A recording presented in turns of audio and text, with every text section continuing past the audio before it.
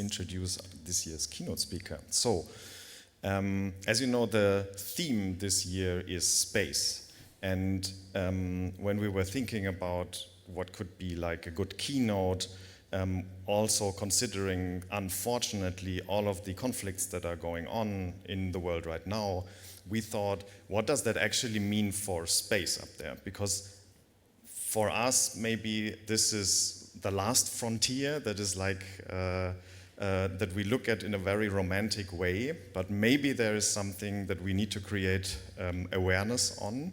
So this year's keynote speaker is Ritanshu Lohani, and she's also working in security, but she is not working in IT security.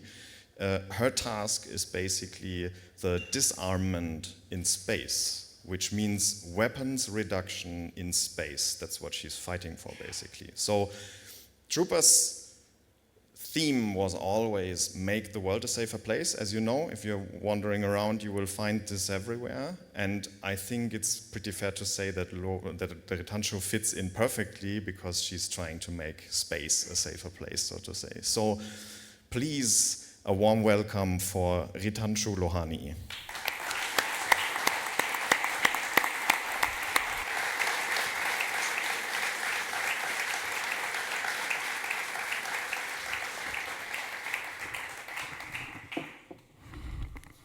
Okay. Hi, everyone. And thank you so much, Florian, for the very kind introduction and for inviting me to speak at Troopers25. And I've got to say, this is like a really nice conference. Like, we are lawyers, and we do not get this type of conference. Love the energy, love the people, and oh my God, those badges, God, I'm going to tease my colleagues with those badges because those are really, really nice. So, but I mean, it might be business as usual for you for the badges every year, but as a lawyer, we are like, God, this is very cool. So, but well, I understand, or maybe I do not understand anything that they said, but well, if they can hook me with it, that's fine. But yeah, as Florian mentioned, that I'm Ritanshu Lohani, of course, and I'm not an IT security expert.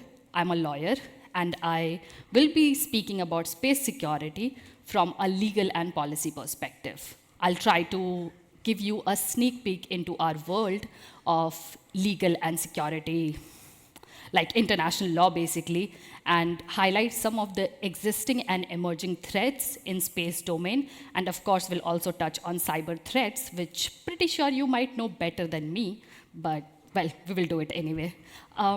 So yeah. Now, you might be thinking, oh my God, who is this person? She's so young. And why is she going to talk about IT security or at least space security here? I have no idea, but they have invited me and I accepted. So, who am I? I will start with a personal story first. And why am I here? Of course, I'll talk about space security in the later part of the presentation too. So I'm from India. Well, it wasn't a hard guess. But I'm from India, from a city called Dhanbad. It is also known as a black diamond city because it is the largest producer of coal in India, one of the largest producers of coal in India. I know, do not look at me like, oh my God, this is unsustainable. But well, that's how our life depends on coal, and that's how people are living there. So I'm from there. And now everyone is wondering, oh my God, where is Dhanbad in India? Because you have heard about Delhi, Mumbai, Bangalore, but definitely not about Dhanbad. So yes, it is somewhere in the eastern part of India. To give you some perspective, it is 270 kilometers from Kolkata, which is pretty close in India. Also, you might see, as I talked about coal mines, of course there are coal mines there in the bottom. But yes, I am from there. And I wouldn't describe it as a small city because we have a population of 1.5 million in the city. But life there is tough. I am like the first woman in my family to pursue a professional degree. And why am I sharing this with you? will be relevant later for my storytelling. But in my case, my family, and especially my mother, has supported me to pursue my education, and where women often face challenges in accessing equal opportunities. So this is pretty important for me to talk about my personal experience and where I come from.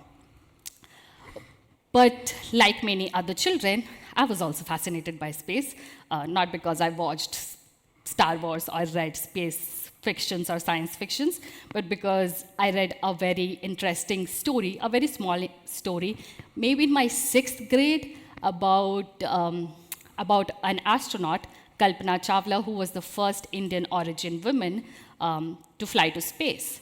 And she was the first woman, and I was like, that brief story really stayed with me, but let's be honest, I was not good at science or math, so I was not going to be an astronaut. I was just fascinated, and I really liked it. But hence, I could never take the technical route. But I took a more social, political, legal route, which is why I did an undergraduate in law in India. And after that, I worked as a legislative assistant to a member of parliament as a fellow, and that's the old Parliament of India. Now we have a new one. But during my studies, I also explored some space law and policy courses, and thereafter, after working with the Member of Parliament, I actually pursued a master's course, which is International Law of Global Security, Peace and Development, and it is an Erasmus Mundus course, so you might have heard about at least the Erasmus Mundus. So I was in Europe for 2.5 years, and thereafter, I started working as a graduate professional with the Space Security Program at United Nations Institute for Disarmament Research in Geneva. I worked there for an year, and now I have switched to a consultant position with the same team, with the Space Security Program team at UNIDIR. Just to give you a context, UNIDIR is a research institute within the United Nations. It is an autonomous institute, and their research focuses more on issues related to disarmament, security, and arms control and arms reduction. But before I begin with my presentation, as a lawyer, I have to put a disclaimer here. This presentation is made in my personal capacity, and the views expressed are truly my own and do not represent the positions of UNIDIR or United Nations. So yeah. But now that we are talking about space, I think we really need to think about why does space matters? Like, why are we talking about space? I don't know if you have realized it or not, or maybe like it often goes unnoticed, but our life totally depends on space. Like, it is essential for humankind, from weather forecasting to global communications to GPS navigation, which I did not have until yesterday, and banking system. So everything is dependent on these space technologies, and these are deeply embedded in our day-to-day routines. So we do not even realize it, that how important it is right now. And space technology is not only important for our day-to-day life, but it is also important for the fulfillment of the sustainable development goals that we talk about, because it helps us monitor climate change. It also helps us support disaster relief work, track agricultural production, and also enable remote education or telehealth care. So in short, space is really important, not just in terms of space exploration perspective, but also for the sustainable development on Earth here. So, however, I don't know, I mean, everybody also realizes this now, that space is also critical for national security and defense. Because many of these systems are dual-use systems, which is kind of also a term used for policy discussions, that they support civilian and military functions, and that's when they are called dual-use systems. So these are the dual-use systems which will support civilian and military functions, and most of these satellite or the space systems in space, like, they are supporting these military functions. And these military functions are inherently not hostile. They're like, the military functions started with the space exploration in the 1950s, and hence because of the military purposes, we started exploring space. So it has been happening since the Cold War, and it is, at least in the policy discussion, we say that it is not prohibited as long as military, as long as we are using the space for military purposes, for peaceful purposes, then it is definitely fine. And these space systems are used by militaries, especially for navigation and surveillance and secure communication, especially when they are in the difficult terrain. Then the global navigation satellite system also help them, just like us, for navigating. So these dual nature of the space makes everything a bit more complicated and uniquely important. So now that we are here and talking about space security 101, what is it? I think space security, how we define it in the legal sense, it has not been defined anywhere in a legal instrument, but as policy discussions are progressing, we have tried to define it as the measures that are designed to prevent deliberate harm to space system from intentional threats posed by actors. So the key point here is it should be a deliberate harm and from the intentional threats of the actors. And at its core, space security is related to space objects and the maintenance of peace and security. And this includes efforts by states to actually prevent an arms race in outer space. But pretty sure in other languages too, we have always assumed safety and security as the same thing. I was, in fact, talking about it yesterday with Florian, and he told me a word, Sicherheit. God, my German is bad, but yeah, that is, like, there is only one for safety and security, but in English and also in the legal discussion, it is not. So there is this another term, which is space safety. And then the kind of language that we use in the international discussions, it's mostly that, oh, we need to maintain space as a safe, secure, and sustainable space for the benefit of all. So when we talk about it as like safe, secure, and sustainable space, then it has also given rise to two concepts of space safety and space security. So space safety generally refers to efforts which are aimed at minimizing unintentional harms or the accidental hazards to space systems, which can be natural like geomagnetic storm or solar flares, and it can also be human-made when some satellites, unexpected satellites actually collides, but those are like unintentional and not intentional. So space safety is actually about reducing the non-intentional damage, while space security is about protecting the systems from intentional threats. So in the space safety terms, we use the risks as the main term, but in space security, we use threats as the main term. So I think there is this distinction of threats and risk and deliberate harm against unintentional harm or unintentional hazards. So that is the thing. Also, like when I was talking about the terms being like there is only one term for safety and security, it is also the same in Russian or Spanish, and there is only one term to actually talk about safety and security, and hence there is a kind of, we cannot reach a common understanding at international level discussion, at multilateral level discussions, because these terminologies make difficult for us to reach a common understanding.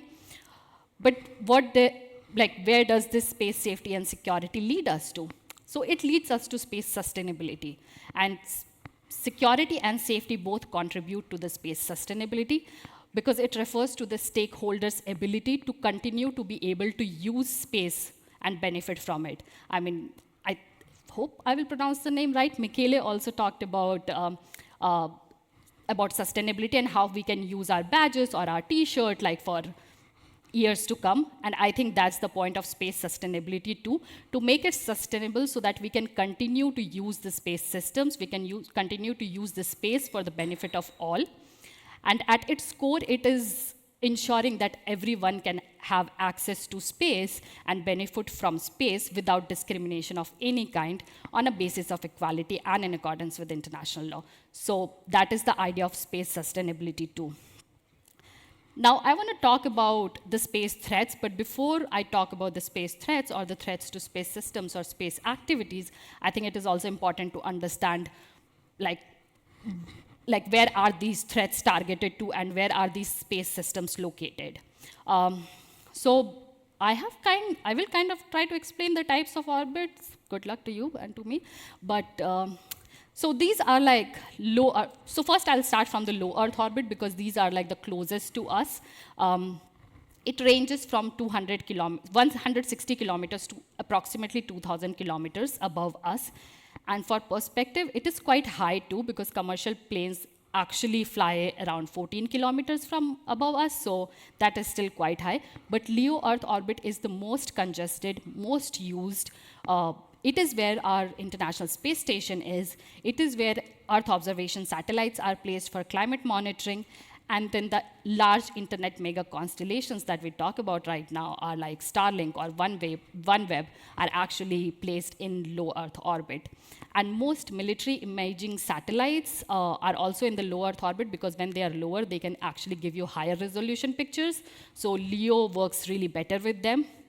And it is one of the orbits that is really suffering with all the things that is going on in terms of space threats. Then when we move higher, then there is this medium Earth orbit, which is between low Earth orbit and the geostationary orbit. It is used for our global navigation satellite systems, like the Galileo or the GPS. And these are important not only for us, but also from the military perspective, because they rely on these GNSS for their day-to-day activities. So this is important. Then there is the geostationary orbit, which is approximately about 35,000 kilometers. Yes, 35,000 kilometers, just a little above that. It is above the equator. And satellites here are in sync with the rotation of the Earth. So it is basically staying fixed over one point because as the Earth moves, the satellites also moves with it. So it is really ideal for military and civilian telecommunications and also for early detection of missile. And also for weather and climate satellites. But because of its high altitude, it can actually observe like 1/3 of the planet at once. So with 3 satellites, you can actually observe the whole of the Earth approximately because it is at one point, it is fixed, and then it can actually see 1/3 of the planet from one satellite. So that is that. And then the another important one is the sun synchronous orbit, which is also called is a type of polar orbit or a low Earth orbit between 200 to 1,000 kilometer altitude. And the thing is that it crosses the same spot on Earth in a particular, at a particular local time each day, making them perfect for consistent Earth observation. So as they will pass the same point maybe here at a same time every day. Hence, it is important if you want to see the changes, how the thing has changed here. Maybe it will be really important to check, oh, well, that's how it looked yesterday and that's how it looks today. So that is really important. Now, because we are going to talk about the threats to space systems and space activities, I think it is also important to understand what these space systems are. So, as you can see, these space systems, at least in our multilateral discussions, how we define it as these space systems are include all the devices, components, and the infrastructure that work together in the environment of space. So, at least for us, what we talk about are the space segment, ground segment, and data links. There is also the user segment, which might be quite important for you because of the hacking of the user segment and stuff. But in terms of how I have seen the reports at international level, they have only focused on these 3 segments to define the space systems. So of course, we have first one, the space segment, which means the space objects launched into orbit or beyond. And these space object is a legal term also because it is defined in international law treaty, which I'll talk about later. But these space objects also include the components part of space object as well as the launch vehicle or parts thereof. And these space segments can include satellites and space launch vehicles. But then that's how space segment works, that these will be in the space. Earlier, the problem was that space systems was understood as that everything is placed in space, but now that we have understood more of the things and how the discussions have progressed, now it is more like, okay, there are 3 different segments, and it is not necessarily important that the whole system are supposed to be placed in space. And now these are not synonymous with space object. So space object is synonymous more with space segment instead of space system. So space system is the whole big thing within which the space segment, ground segment, and data links will come. And then there is ground segment, which is the terrestrial part of the space system, and which are situated, of course, on Earth. And these are the facilities and elements which support the functioning of the space systems or the satellites or the space objects. And the examples can include the ground segment or the satellite dishes or the receiving stations. So these are the ground segments. The data links, which pretty sure you understand better, are basically the connection between the space segment and the ground segment. So these are the transmissions between between the ground to satellite and also from satellite to ground. So the uplink and downlink, and these are called the data links. And there is, of course, the user segment that consists of us, but we do not really talk about that because, yeah. But now I want to kind of move to threat vectors and threats to space systems. In international discussions, that's how they are trying to define it right now. So first they have defined these 4 vectors of threats to decide on, okay, where these threats origin and what are they targeting. So these threats are, so the first one is Earth to space. That means that the threat will originate from Earth, that it will be targeted from Earth to a space segment or to a satellite.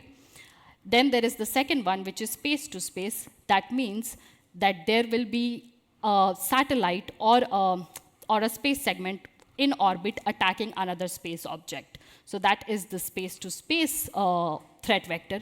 Space to Earth threat vector involves attacks or assets on Earth or in the Earth's atmosphere.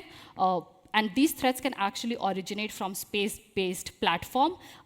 We have been listening about this quite a lot in the news recently with Golden Dome, with space-based interceptors. And then there is Earth to Earth, which is basically the ground-based systems targeting the other ground-based components, which also includes the cyber threats, because you can actually target the ground stations from your home or your office or wherever you want to do it. But yeah, that's the threat vectors. But now I want to kind of deep dive into the space threats that we talk about. And this is not a universal definition. I have extracted this, and that's how we have talked about it a lot. So I have kind of tried to prepare a chart with this. But when you see, these are the space threats. The first one is the kinetic physical or hard kill threat. The second one can be non-kinetic or soft kill, which I'll talk about. These are the 2 major threats that everybody talk about. The third one is the military doctrines, national laws, and policy, which not a lot of people talk about. But there are some states who has concern about it, and hence I have also included it because there are concerns about it too. So yes. So first I'll focus on the kinetic, physical, or hard kill threats. And these are actually the physical direct destruction of satellites or damage to satellite in the space.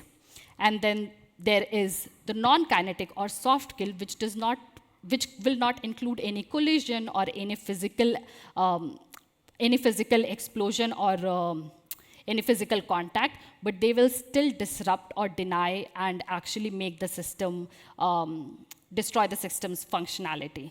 So first I'll focus on the kinetic physical. The first one is the direct anti-satellite weapons. Okay, so these direct anti-satellite weapons are actually launched from Earth, so from ground or from air or from sea, to destroy a satellite in orbit. And it may sound like a science fiction, but it has happened. At least states have done their tests, and there are 4 states who have shown this capabilities, have done their tests not against any other country's satellite, but they're against their own satellite, and it includes US, Russia, China, and India. And these, so what they do are once they are launched, they actually directly impact the satellite through kinetic means, but also they can detonate an explosive near the satellite, so it can hamper the satellite. So it will be in close proximity to the target, but that's how direct anti-satellite will work. Sometimes anti-satellite tests or anti-satellites are also called space weapons or counter space capabilities and used synonymously, but space weapons or counter space capabilities is like the wider term within which direct ascent ASAT is like one of the category, and quite famous, I would say, or like most talked about. So hence this is the direct ascent anti-satellite. And then there is co-orbital threats. So in this co-orbital threats, I have written 2 things. There is one anti-satellites, and then there is another thing which is dual purpose objects. So for the anti-satellite thing, it again works the same way as I talked about the direct ascent asset from the Earth, but actually it will be launched from orbit to from one space object to another space object. So it will be in orbit. For example, there will be 2 satellites or an interceptor and a satellite, and it will actually maneuver to hit the other satellite. So that's how co-orbital ASATs work. And it can also do the same thing. It can detonate an explosive near the proximity to the target to actually hamper or destroy the satellite. So that is the co-orbital threats, co-orbital ASAT threats. But then there is also dual purpose objects. So with dual purpose objects, this is a newly coined term which has been becoming quite popular and how to use it. But these dual purpose objects are not a weapon, but these have been developed to actually do some benign objectives such as orbit, like satellite refueling. It can be used to actually remove space debris, but because these systems can actually be maneuvered and they have robotic arms, they have harpoons to actually clear debris, so actually these things can be repurposed to harm another space object, and hence it becomes a threat once we actually use it or once we try to use it for some other activities. I think the threat also becomes when they are trying to maneuver it and trying to actually maybe refuel their satellite or repair their satellite. Then the other satellites or the other satellite operators can actually think, oh my God, they are coming close to us. This is a threat. So I think there is still a lot of talk about how this can be mitigated, especially with conversation and especially with actually establishing communications between satellite operators. And so the threats can be mitigated, but at the time when, if states are not sharing these informations, then it can be perceived as a threat. So now moving on to the third one, which is the ground station attacks. And this can be like kinetic, physical, or hard kill ground attack, because I will not count in this one the cyber threats, but actual attacks on ground stations. So I don't know, talk about robbery, talk about bomb, like conventional arms. So whatever you can think of can actually fall under ground station attacks. And then there is space-based anti-missile interceptors, which means that there will be an interceptor from space targeting an object on Earth or in the Earth's atmosphere or in airspace. Of course, we have seen a lot of talk about this in the recent times in the news. So these are the kinetic, physical, or hard kill space threats. Now moving to the non-kinetic, soft kill threats, which you might be more interested in. But these do not need to have physical contact with the space systems or any other space. Yeah, basically no physical contact with the space systems, but they can still destroy or damage the space system. So some of these can be, one is of course non-kinetic physical, that can include the electromagnetic pulse attack or high-powered laser or high-powered microwave. These can dazzle the sensors and actually make them ineffective to work or permanently damage their sensors. Then the second one, actually in this one also I have written about nuclear detonation.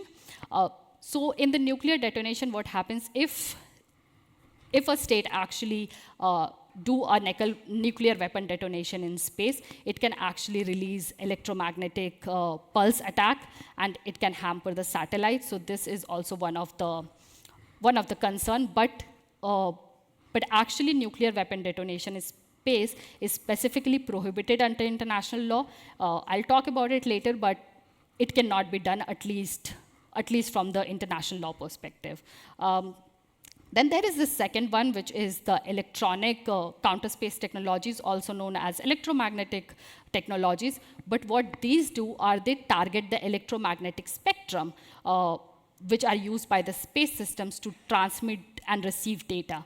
So, of course, pretty sure, like this is what we talk about, and this is how we talk about it, but pretty sure you might know better.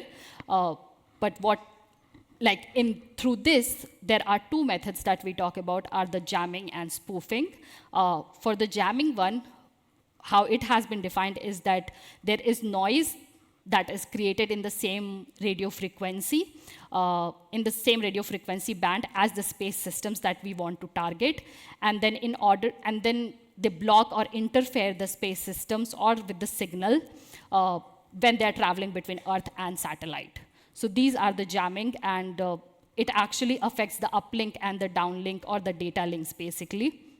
And then there is spoofing, which is also, again, playing with the data link. In the spoofing, what they do is like, you can trick the system to believe a fake signal and then implant false information into the system. And after that, the system will not behave as they are supposed to behave. But that's how we talk about the electromagnetic counter space technologies and the jamming and spoofing. Then there is this third category, which is, of course, the cyber attacks or the cyber threats. And the third category, and this is the non-kinetic or soft kill category again, but these things can include the data interception or monitoring or data corruption or even seizure of control. But I think I'll talk about this in detail because this might be particularly interesting for you. So I'll talk about this in detail in the next slide. But the other thing that I wanted to talk about is the military doctrines and national laws and policies. What states find as threats in this is when there are military doctrines which says, oh, space is a war-fighting domain, or national laws and policies of one state declaring that they can deploy weapons in space because it is a war-fighting domain. So I think these are the things which are particularly concerning for some of the states, and they have been quite vocal about it in multilateral discussions, that these military doctrines or national laws and policies should also be considered as threats, and especially because in disarmament space, people talk about threat perceptions a lot, and of course everybody has their national security interests and their own interests. So because of that, their perception of threat is different from others, and especially as the technologies evolve, as the world evolves, these threat perceptions change over time too. So in the current scenario of the multilateral discussions, these are the most important things that we talk about, and how to deal with these space threats as they are emerging, specifically because technologies are emerging very, very fast in comparison to our multilateral discussions, which have been stuck for years. Or in fact for decades. So these are the things. Also, I think I forgot to mention, in the kinetic, physical, or hard kill, there can also be, for the anti-satellites, they can also use a nuclear warhead as a tip in their tip. So of course it is also prohibited under international law, but that can also be done in co-orbital or in direct ascent asset. And of course, if you want to target a ground station, you can also do a nuclear attack, which is crazy, but yes. So these are the threats. Now I will try to talk about categories of cyber attacks on space systems and the cyber threats. So the thing is, I don't know, maybe I will try my best to explain it. Pretty sure you know it better, so please come to me later to explain it to me better. But how we talk about it is, at least the lawyers, is that the risk of cyber threats is growing, especially because these are high impact, low cost, Anybody can do it, not me, but anybody can do it. There is, of course, difficulty of attribution involved, so the states or the non-state actors can actually attack a satellite, and people will not be able to identify where those attacks are coming from. Then they can also target multiple missions instead of just one space mission. So that is, of course, a plus for the cyber threats, but also there is a potential to actually reduce defensive reaction time. So, of course, if the cyber attack is severe and if the person involved, or at least the company or the satellite operators who have been attacked cannot understand what it is, then of course their defensive reaction time will be less.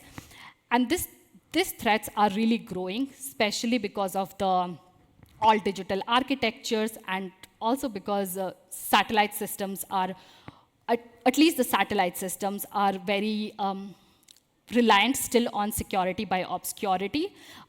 So they have poor cyber hygiene, and then there is, of course, the dual-use ambiguity. Commercial satellite operators are not really taking care of robust security measures for cyber threats to space systems. So these are one of the most concerning space threats, for at least visibly, and also because this capability, like everybody holds this capability to actually attack another space system through cyber attacks.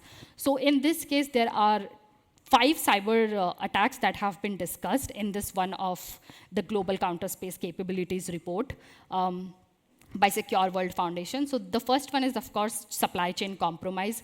You can compromise the supply chain and actually embed, I don't know how that works, but you can actually embed implants in the software or the hardware, and it can make the hardware malicious or the counterfeit chips. So that's what I read. But that's the thing. Then, of course, there is the ground segment attacks, which I also talked about earlier. But this can be the cyber threats instead of like the physical attack itself.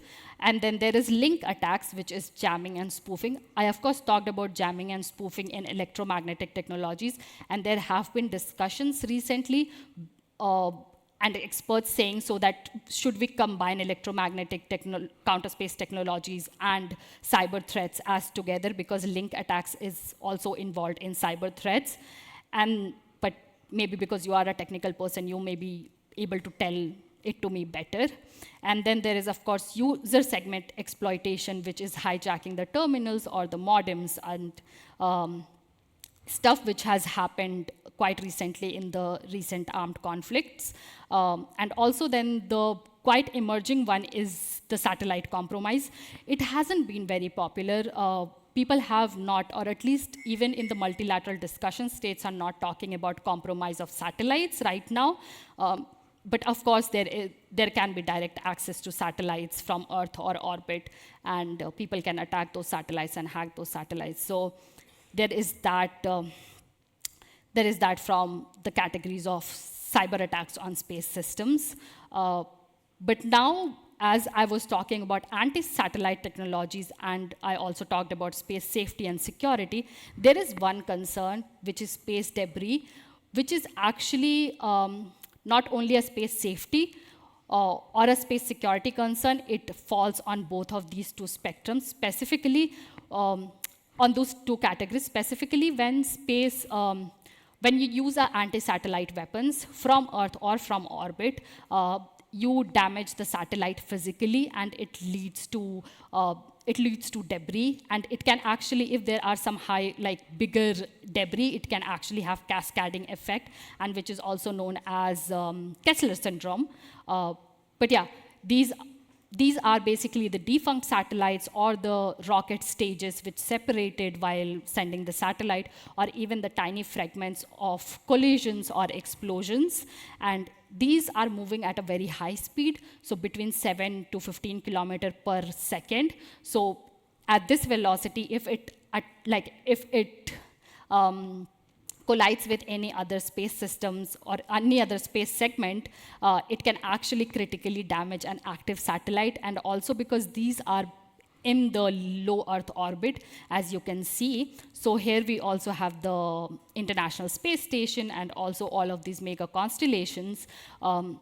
So this is the thing that international space community and everyone in it actually is really concerned about, and I'm pretty sure you might have also heard about it. So these are the things. Also, the problem is that these are not easily trackable. So the ones which are like in size above 10 centimeter, they can be tracked, but the ones which are like below 10 centimeter, like there is an approximate number which is like about 1.2 million space debris, and then between 1 millimeter to 1 centimeter, there are about like 100 million debris. So that's what people talk about. But there are companies who are working on it and how these space debris can be removed. But right now, that's the situation, and that's where we are currently. Specifically, I think one thing that can be avoided right now is, of course, the testing of anti-satellite tests, anti-satellite weapons, because these are the deliberate creation of debris. These can totally be avoided, which, I mean, earlier at the start when the anti-satellite weapons were tested, nobody really was really concerned about space debris, but now that we have seen space debris, still there are some states which have tested their technologies, and also it has an indiscriminate effect on everyone, so all actors will be affected, including the ones who are doing the tests. So that is the thing, and also it raises costs for satellite operators. So of course you should, like, once you are sending your satellites, then and you are scared about the debris, then you are also designing your satellites for proper maneuvering, for proper safety. So this is a big concern in terms of like cost analysis too. Now that we have talked about a lot of capabilities that can be a threat, I think it is also important to talk about the countries which have the capabilities to do such things. This is a chart, again, taken from the Counter Space Capabilities Report from Secure World Foundation. And as you can see, the first one, the LEO Direct Ascent and the LEO Direct Ascent satellites, anti-satellite weapons are actually with the US, Russia, China, and India, as I had already said. And for the targets in medium Earth orbit or in the geostationary orbit, only 3 countries have those capabilities, which are Russia, China, and the US.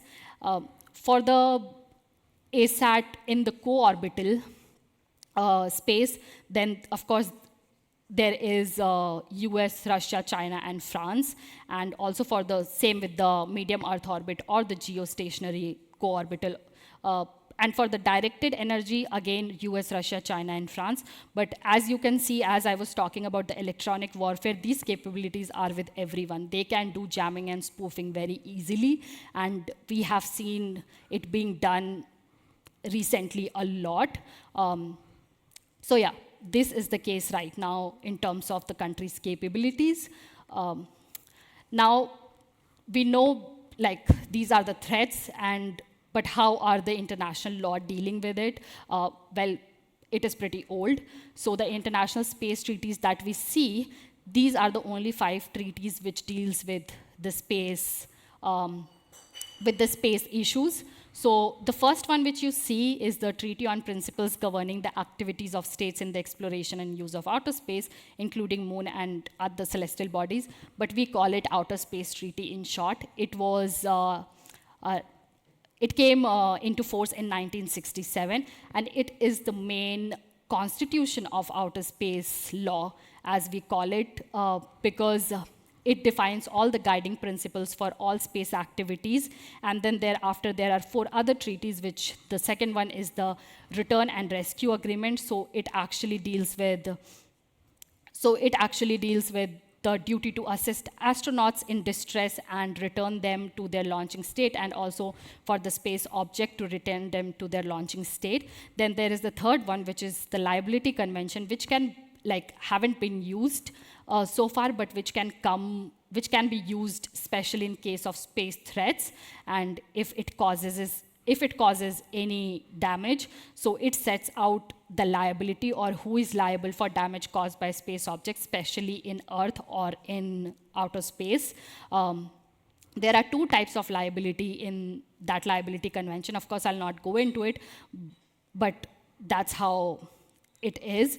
And then there is registration convention, which basically tells you that, oh, if you are a satellite operator, you are supposed, or at least as a state, when you are sending your satellites, you are supposed to register your space objects with the United Nations, with the with the UN Office for Outer Space Affairs. So this registration convention is really important, especially to get transparency in the space domain and to actually have confidence building between states. So registration convention is particularly very important. And then there is Moon Agreement, which everybody thinks is not important at all, because it actually establishes that the space and the moon and the celestial bodies are the common heritage of of humankind, and technically, legally, people would not want to say so. So that is the Moon Agreement, and also it proposes to establish a international regime when managing natural resources is feasible in space. And of course, major space powers would not want to do that, so all the major space powers have not ratified or signed the Moon Agreement. But as I talked about the Outer Space Treaty, which is like the most important, the Constitution of Outer Space Law, which governs the outer space activities. So these are the few principles that I want to talk about in short, but the Article 1 of the Outer Space Treaty is the main guiding principle for all space activities. It establishes that the exploration and use of outer space shall be for the benefit and interest of all countries, irrespective of their economic or scientific development. There have been some discussions on how it should be interpreted, whether economic advantages or economic profit should be shared, and how it should be actually done.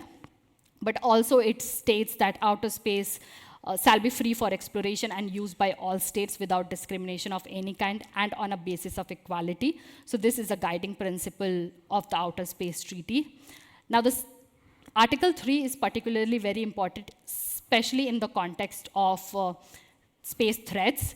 So what it says is that state parties who are carrying on their activities or who are actually exploring or using outer space shall be actually in accordance with the international law, specifically the Charter of the United Nations.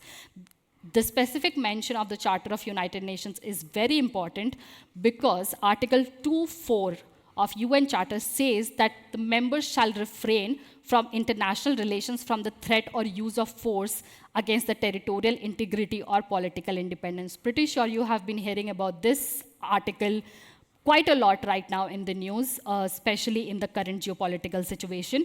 And it also applies to space and space threats and space systems, space activities. So this is very important that the members shall refrain themselves from the threat or use of force. But there is an exception, which is also very much in the news right now, that there is an inherent right of individual or collective self-defense if an armed attack occurs. So it will also apply to space activities, that if an armed attack occurs, then of course states can also use self-defense in case of that. So UN Charter is particularly very important and is applicable to the space activities.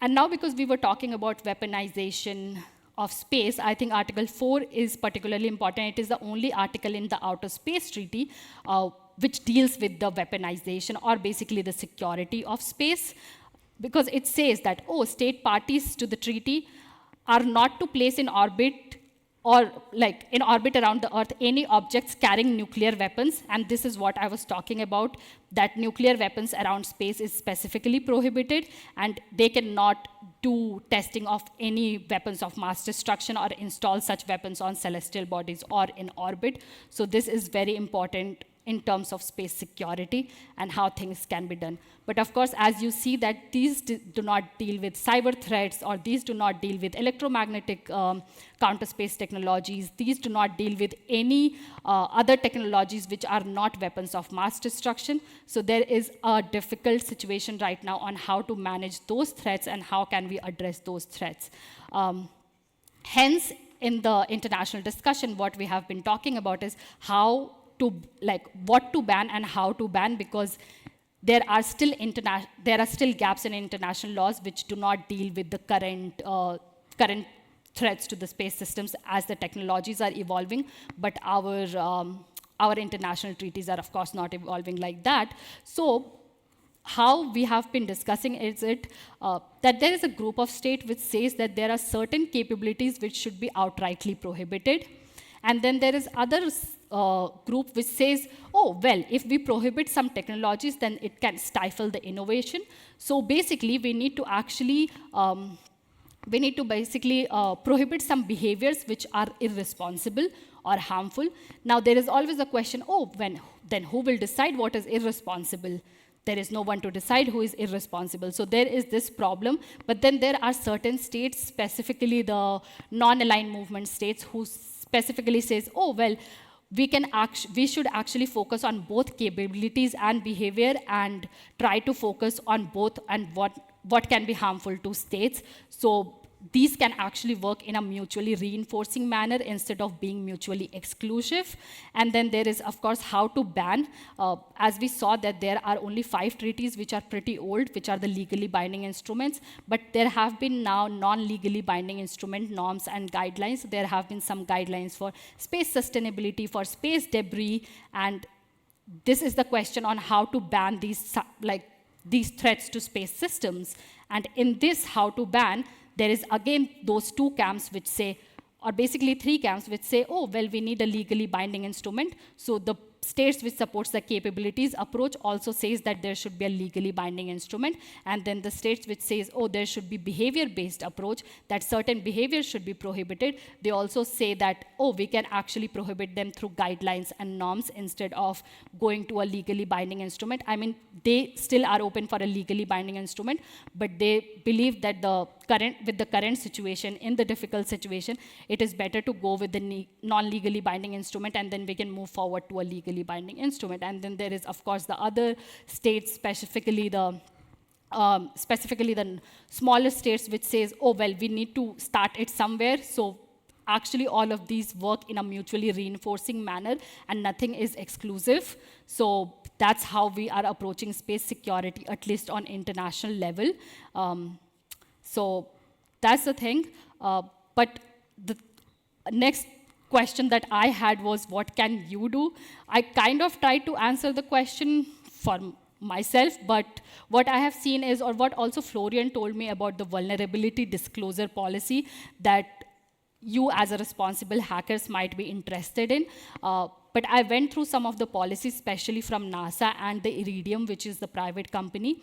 And these vulnerability disclosure, you can only check for vulnerabilities in the public systems which are available publicly on websites. You cannot actually check for vulnerabilities in the systems which are not publicly accessible. You cannot check for vulnerabilities in the internal system of NASA or the satellite systems of NASA. So that is, like, when I read it, it seemed like that is definitely out of picture. You cannot do it. So that's also my understanding. But what you can do is, I came across, or also Florian told me actually about it, the Hackasat, which is actually by the US Air Force. And this is a hacking competition, and you can actually hack a satellite for this competition. But also I came across this paper of Space Odyssey and Experimental Software Security Analysis of States. And these are, again, some PhD student from Germany, and they are actually, what they have done is checked for vulnerabilities by contacting these CubeSat satellite operators, which are mostly like scientists or the educational institutions. And what you can also do is like contact these satellite operators and maybe maybe discuss it with them if you can check the vulnerabilities for these systems. But this is like, I think that's how it, from my understanding, would work. But do not want to put it out there. From what I read, every system of these big, or the satellite systems, or the systems which are not publicly accessible, are off limits and cannot be checked for vulnerabilities. But of course, if you are working in the cyberspace sphere, and if you are working on it, then of course, make sure that it is not, you are not following the security by obscurity procedure. You are actually making your system more cyber resilient. So that's what I understood from it. But I'm definitely open for your thoughts and how you think about it, and whether you think that ethical hacking should be allowed on space systems, especially the satellites, considering that space satellites supports our day-to-day lives and how it should be done. So that is food for some thoughts, and I would definitely would like to learn about what you think. Yes, now as they had already talked about that the honorarium will be donated by them, and I shared my personal story with you because I thought it's important, because I have decided, or I have chosen gift funds where the donation should go to. I have chosen this because of my personal experience, and because gift funds is an organization that deeply resonates with me. So they provide low-cost capital to social enterprises and empower women to start their entrepreneurship journey in rural India. And they are about to launch a new initiative in my home state, which is Jharkhand, where they will do capacity building and build a supportive ecosystem for women entrepreneurs through innovative finance. I definitely want this fund to be used for capacity building instead of going as grants to women entrepreneurs, which I have already talked to them, and they will do it. And I feel personally for this cause because my mother started as a woman entrepreneur, and she started her small business, and through that she could support my education.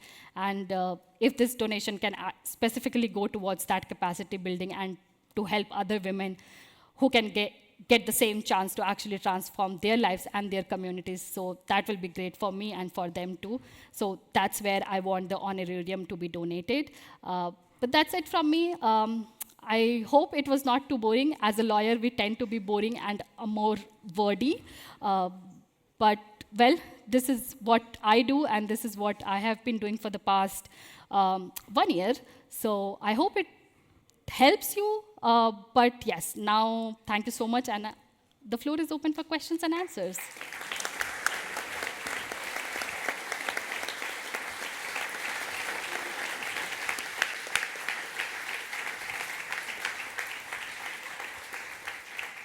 Thank you very, very much, Ritanju. So, are there any questions? If not, I have the most obvious question. Let's see if somebody asks it. Peter, go. I'm chasing Michele, by the way. We only have one mic for the audience, so let's work out for him.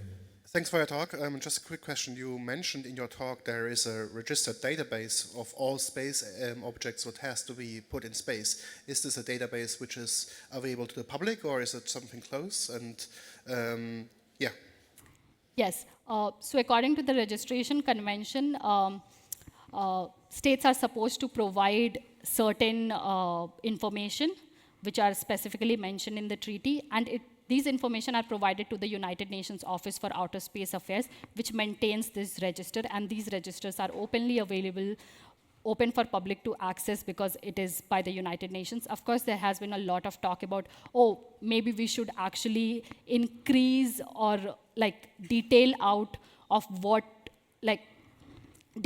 the information, because there are certain things which are which people think, we can still have more information about it. Yes, it is openly accessible. It is with the UN, and you can check it with the United Nations Office for Outer Space Affairs, which is also called UNOOSA, UNOOSA. Yeah. Next question. Yeah, real quick. Do all countries actually obey this regulation that they have to register their objects? And second question, 1.a, is there any prosecution if you don't? I think, okay, I think states still try to do it. States still try to do it, but in what sense? Like, they would mention, oh, research purposes, but they will not actually mention what are the research purposes that the satellites are being used for. So on paper, they will comply with the regulations, but of course, there need to be more transparency on how these specific space objects are being used. And there have been concerns recently about, oh, there are some satellites which might have nuclear weapon. Then there are some which are like, oh, these are surveying other satellites. So there have been a lot of discussions, and there can be more information which can be provided. But of course, in terms of prosecution, international law is, cannot prosecute anyone. Of course, in terms of how it works, international law is more about sanctions. And of course, countries put sanctions, but everybody knows how that works. So yeah, that's how it works. But in terms of information being provided, there are a lot of private companies who publish these informations also on their websites, and they try to provide as much information as they can to actually demystify the technology and to let you know, okay, these are the things that they are doing, to be more transparent about it and build that confidence. So if that would help. So yeah, but in terms of states, of course, there can be more information which can be provided. You quoted the UN Charter and specifically the part about territorial integrity. And I was wondering, not so much about this particular phrase maybe, but in general, is there such a concept in space, especially maybe for satellites or something? Is there something beyond maybe just the satellite itself? Is there a concept of, if someone puts up an object in space, there is a certain area around it that is considered territory of the... Okay, so according to the Outer Space Treaty, as I said, is the Constitution and the guiding principle, it says that they only have jurisdiction and control over their space systems and not any area around it. Specifically, Article 2, which I did not mention, of the Outer Space Treaty says that outer space cannot be subjected to national appropriation. So yes, there cannot be any appropriation in space at all. Like, it is totally not okay and illegal. I know that there are some companies which have been selling lands on space and be like, oh, well, you can buy these lands, but actually, no, it cannot be enforced anywhere. Hello, and thanks for this interesting talk. As I understand it, the major subjects of treatments like the outer space treatment are states. How does this map to the growing number of companies being active in space? And do you think this is a sensible approach to this? Okay, so again, I'll refer to the Outer Space Treaty. There is Article 6, which I did not refer earlier. It says that the state parties are responsible for their national activities. So the particular state parties, respective state parties, will be responsible for the national activities of the non-state actors too, or the non-government, like basically the non-state actors, including the companies. So even if something happens, states will be responsible, which might sound quite new, but it has been followed and it has been following. But what states actually do is they come up with their national laws and policy, and they authorize these national activities under their national laws and policies. And that's how there can be insurance, there can be limits to what state will actually bear and what the company will pay to the state. But in terms of the international fora, states still are the main party, and states are responsible for the national activities of the non-governmental organizations too. Yeah. All right. Any more questions?